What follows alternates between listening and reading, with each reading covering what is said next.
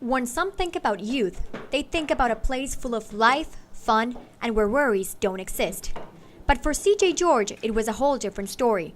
He was diagnosed with stage 3 lymphoblastic lymphoma when he was 9. First off, I was having a lot of back pain, and eventually they were like, let's get this kid an MRI. So once I had the MRI, that's what showed the tumors all throughout my body. The question is, how do you tell a 9-year-old kid they have a disease that could end his life? It was just basically like, you had cancer. Okay, what does that mean? When we told him you can't play sports, you can't really hang out with your friends because you could get sick, that's when he lost it.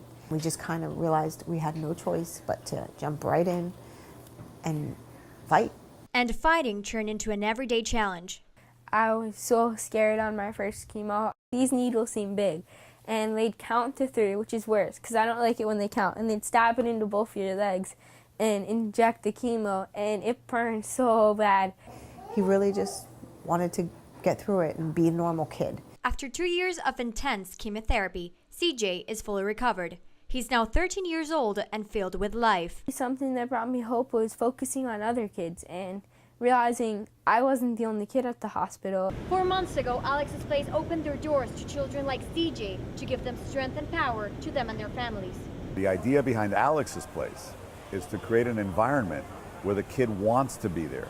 So what happens is he doesn't care that he's plugged into the chemotherapy machine because he's playing a game or he's interacting with an interactive display or communicating on a computer. Alex is also working on a plan with the Dolphin Cycling Challenge, which is the 2-day, 170-mile charity event to benefit Sylvester's Comprehensive Cancer Center. To come up with a special gift where we can have a bigger contribution of the proceeds that are coming from the cycling challenge go towards Alex's Place and pediatric oncology. Whenever I hear that the community is doing something to help cancer, that definitely means a lot to me. I think it's powerful, and I think what it does for families like us is it reminds us we're not alone. For the University of Miami School of Communication, Ariana Alcorta.